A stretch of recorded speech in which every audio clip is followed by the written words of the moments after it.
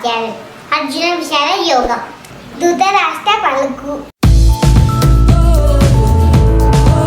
ధర్మక్షేత్రే కురుక్షేత్రే సమవేతాయుత్సవః మామకా పాండవశ్చైవ కిమకుర్వత సంజయ.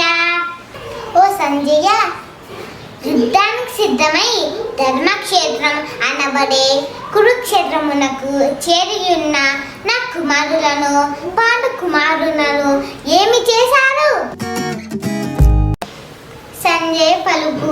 దృష్ట్వా తు పాండవానీకం వ్యూఢం దుర్యోధనస్తదా ఆచార్యముపసంగమ్య రాజా వచనమబ్రవీత్. సంజయుడు పలికెను. ఆ సమయమున రాజైన దుర్యోధనుడు వ్యూహ రచనతో యుద్ధమునకు చేరియున్న పాండు సైన్యమును చూసి ద్రోణాచార్యుని దగ్గరకు పోయి ఈ విధంగా పలికెను.